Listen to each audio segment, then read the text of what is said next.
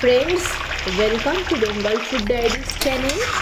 নিয়ে এসেছি পালক চিকেন রেসিপি, চিকেনের টেস্টফুল আইটেম। ভিডিওটা অবশ্যই শেষ পর্যন্ত দেখবেন। নিয়ে নিয়েছি ফ্রেশ পালং শাক, একটা ডিশে নিয়ে নিয়েছি গরম জল, অপর দিকে আরেকটি ডিশে নিয়েছি আইস কিউবযুক্ত ঠান্ডা জল। প্রথমে গরম জলে পালং শাক দিয়ে 2 মিনিট মতো রেখে তারপর ঠান্ডা জলে ডিপ করে নিতে হবে। এতে করে পালং শাকের রঙের কোনো রকম পরিবর্তন কিন্তু হবে না। এবার ঠান্ডা জল থেকে জল ঝেড়ে তুলে নিয়ে মিক্সার গ্রাইন্ডারে দিয়ে জল ছাড়াই একটা পেস্ট বানিয়ে নিতে হবে।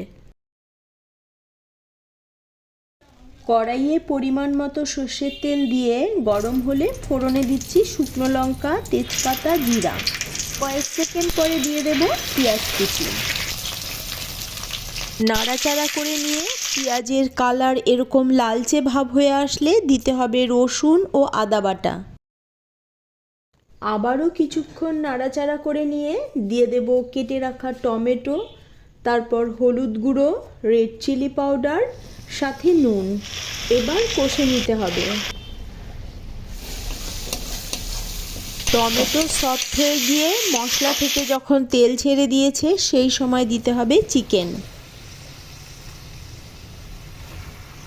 গ্যাসের ফ্লেম মিডিয়ামে রেখে মশলা সমেত চিকেন একটু সময় নিয়ে কষে নিতে হবে। চিকেন প্রায় 50% মতন কষে এসেছে। এই সময় দিয়ে দেব গ্রিন চিলি পেস্ট।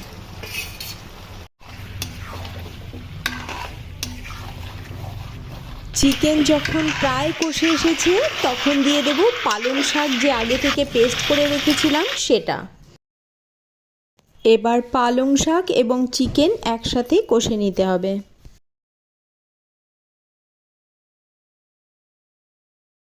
কষানোর কাজ আমার হয়ে গেছে।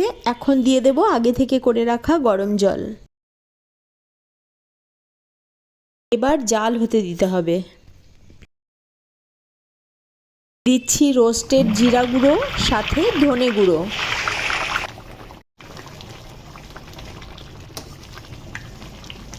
নামানোর মিনিট দেড়েক আগে দিচ্ছি হোমমেড গরম মশলা গুঁড়ো। যেহেতু রান্নায় পালং শাকের ব্যবহার করেছি সেই কারণে সামান্য চিনি দিয়ে দিচ্ছি। সব শেষে গ্যাস অফ করে তারপর 2 চামচ ঘি ছড়িয়ে মিশিয়ে দিলেই আমার পালক চিকেন পরিবেশনের জন্য রেডি। রেসিপি ভালো লাগলে লাইক, কমেন্ট, শেয়ার করতে ভুলবেন না। এরকম রেসিপি পেতে সাবস্ক্রাইব টু মাই চ্যানেল।